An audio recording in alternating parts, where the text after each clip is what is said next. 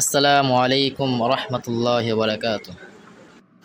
ওয়ালাইকুম আসসালাম রহমতুল্লাহ বরকাত। আজ পবিত্র জুমার দিন। এই জুমার দিন সম্পর্কে গুরুত্বপূর্ণ আলোচনা করা হবে ইনশাআল্লাহ। জুমার দিন মুসলমানদের জন্য বিশেষভাবে গুরুত্বপূর্ণ এবং একে সপ্তাহের সেরা দিন হিসেবে ধরা হয়। এই দিনে রয়েছে অনেক ফজিলত ও বরকত। কোরআন ও হাদিসে জুমার দিনের ফজিলত সম্পর্কে অনেক বর্ণনা রয়েছে। কিছু গুরুত্বপূর্ণ ফজিলত তুলে ধরা হলো। জুমার দিন হলো সৃষ্টির সেরা দিন। রাসূলুল্লাহ সাল্লাল্লাহু আলাইহি সাল্লাম বলেছেন, জুমার দিন হলো শ্রেষ্ঠ দিন। এই দিনে হযরত আদম আলাইহিস সালামকে সৃষ্টি করা হয়।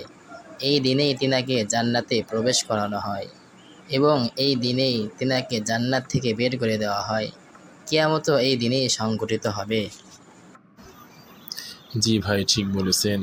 জুমার দিনে আরও একটি ফজিলত রয়েছে, সেটা হলো গুনাহ মাফের সুযোগ।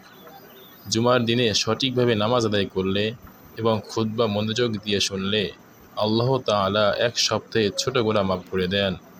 রাসূলুল্লাহ সাল্লাল্লাহু আলাইহি ওয়াসাল্লাম বলেছেন, যে ব্যক্তি জুমার দিনে গোসল করে ভালোভাবে পবিত্রতা অর্জন করে নামাজের জন্য যায় এবং মনোযোগ দিয়ে খুতবা শোনে, তার আগের সপ্তাহে ছোট ছোট গুনাহসমূহ ক্ষমা করা হয়।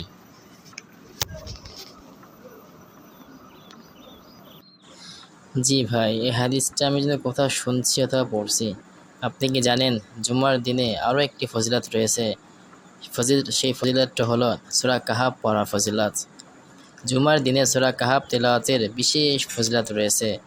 রাসূলুল্লাহ সাল্লাল্লাহু আলাইহি ওয়াসাল্লাম বলেছেন, যে ব্যক্তি জুমার দিনে সূরা কাহাফ পড়ে তার জন্য পরবর্তী জুমআ পর্যন্ত আলোর ব্যবস্থা করা হবে। আলোচনাটা শেষ পর্যন্ত দেখার অনুরোধ রইল এবং যারা আমাদের চ্যানেলে নতুন আছেন তারা আমাদের চ্যানেলটিকে সাবস্ক্রাইব করুন এবং পাশে থাকা বেল আইকনটি চালু করে রাখুন, যাতে করে আমাদের চ্যানেল থেকে যখনই নতুন কোনো ভিডিও আপলোড করা হবে সঙ্গে সঙ্গে আপনার কাছে পৌঁছে যেতে পারে। এবং আমাদের চ্যানেলটিকে বেশি বেশি শেয়ার করুন। আমরা যে ভিডিওগুলো ছাড়তেছি বেশি বেশি শেয়ার করুন, কমেন্ট করুন এবং আমাদের পাশে থাকুন। তাই নাকি? তাহলে তো এখন থেকে আমি প্রত্যেক জুমার সূরা কাহাফের আমলটা করব ইনশাআল্লাহ। আপনি কি জানেন জুমার দিনে এমন একটি সময় আছে যখন দোয়া কবুল হয়? জুমার দিনে এমন একটি বিশেষ মুহূর্ত রয়েছে যখন আল্লাহ তাআলা বান্দার দোয়া কবুল করেন। রাসূলুল্লাহ সাল্লাল্লাহু আলাইহি ওয়াসাল্লাম বলেছেন, জুমার দিনে এমন একটি মুহূর্ত আছে তখন যদি কোনো মুমিন বান্দা আল্লাহর কাছে কিছু প্রার্থনা করে তাহলে আল্লাহ তাআলা তা কবুল করেন। আলহামদুলিল্লাহ, আলহামদুলিল্লাহ। তো ভাই, এই বরকতময় সময়টা কোন সময়? জুমার দিন দোয়া কবুল হওয়ার দুইটা সময় রয়েছে। তার মধ্যে একটা সময় হলো দুই খুতবার মাঝখানে, আর একটা সময় হলো আসরের নামাজের পর থেকে নিয়ে মাগরিবের নামাজের আগ মুহূর্তে। এই দুইটা সময় দোয়া করলে আল্লাহ তাআলা দোয়া কবুল করে।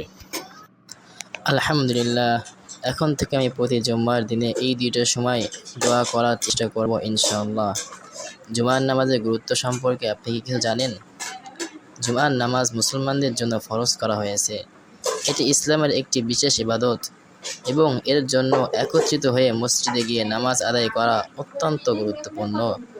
কুরআন শরীফে আল্লাহ তাআলা বলেন, হে মুমিনগণ, যখন জুমআর দিনের জন্য নামাজের আহ্বান জানানো হয় তখন তোমরা আল্লাহর স্মরণের দিকে ধাবিত হও এবং ক্রয় বিক্রয় বন্ধ করো। এটি তোমাদের জন্য উত্তম যদি তোমরা উপলব্ধি করো।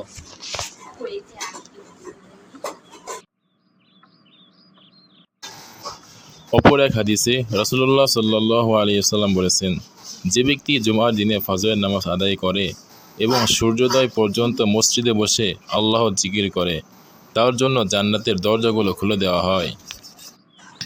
অপর এক হাদিসে রাসূলুল্লাহ সাল্লাল্লাহু আলাইহি সাল্লাম বলেন, যে ব্যক্তি জুমার দিন যথাযথভাবে নামাজ আদায় করে তার গুনাহগুলো মাফ করে দেওয়া হয় এবং সে আল্লাহর দয়া লাভ করে।